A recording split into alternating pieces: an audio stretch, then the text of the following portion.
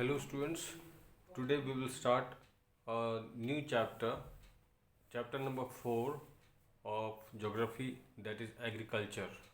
In this chapter we will discuss meaning of agriculture, types of farming, cropping pattern, major crops like rice, wheat, maize, millets, pulses, sugarcane, cotton, jute, oil seeds, tea, coffee, rubber, etc. Besides this, we will also talk about many reforms introduced related to agriculture like technological and institutional reforms. We will also talk about contribution of agriculture to the national economy, how many people are employed, and what is the output of agriculture. So all these are the important topics which we have to discuss in this chapter. First of all, we will see meaning of agriculture.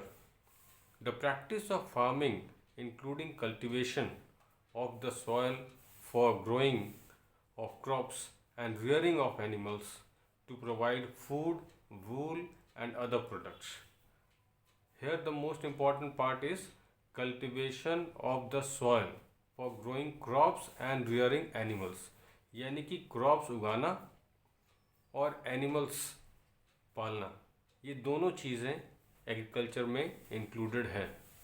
So that's why first of all we will talk about types of farming.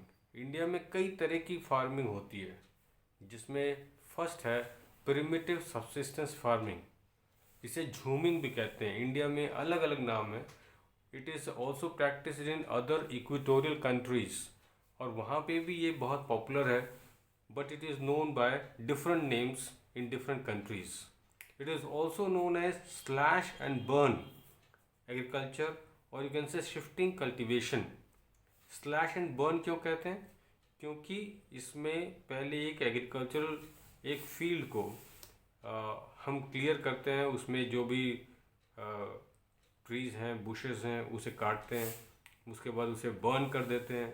उसके बाद फिर जो agriculture field तैयार होती है उसमें हम cultivation start करते हैं.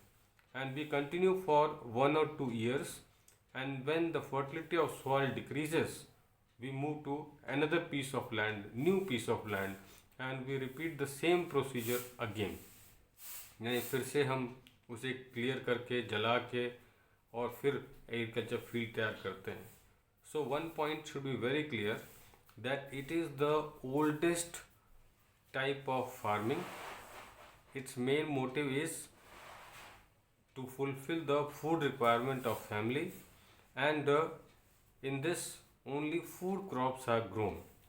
It is totally dependent on monsoon. Rainfall के लिए ये पूरी तरह मॉनसून पे डिपेंड करती है.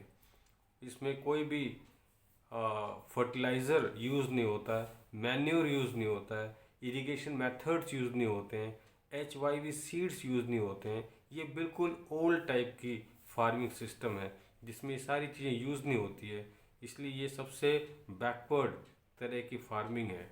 And that is why here productivity of land is very low. मतलब पर यूनिट प्रोडक्शन जो है वो बहुत कम होता है. Now we will see second type of farming. This is called intensive subsistence farming.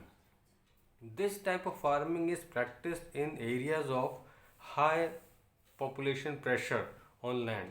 यानी जहाँ पॉपुलेशन की डेंसिटी ज़्यादा होती है वहाँ पे इंटेंसिव सब्सिस्टेंस फार्मिंग होती है. इट इज़ लेबर इंटेंसिव, यानी लेबर्स इसमें ज़्यादा इन्वॉल्व होते हैं, ज़्यादा लोगों की फूड रिक्वायरमेंट पूरी होती है क्योंकि उस एरिया में पॉपुलेशन ज़्यादा होती है. Here also they give lot of emphasis on food crops जैसे वीट, राइस, जो कि फैमिली की रिक्वायरमेंट होती है.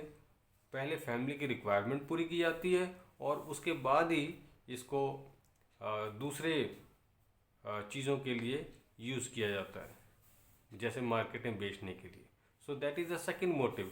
लेकिन जो फर्स्ट मोटिव है वो है to fulfil the food requirement of family. Then third commercial farming. By the name we can understand commercial means it is for the market purpose.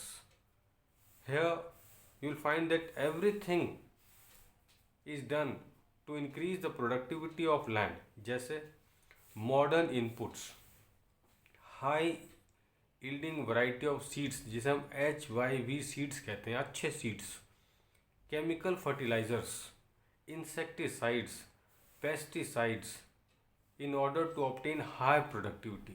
यहाँ पे प्रोडक्शन जो है पर यूनिट प्रोडक्शन ज़्यादा से ज़्यादा हो ताकि ज़्यादा से ज़्यादा क्रॉप्स को मार्केट में बेच सकें और ज़्यादा पैसा कमा सकें. ये मोटिव है, इसलिए यहाँ पे सारी चीज़ें यूज़ होती हैं और ज़्यादा से ज़्यादा प्रोडक्शन करने की कोशिश होती है.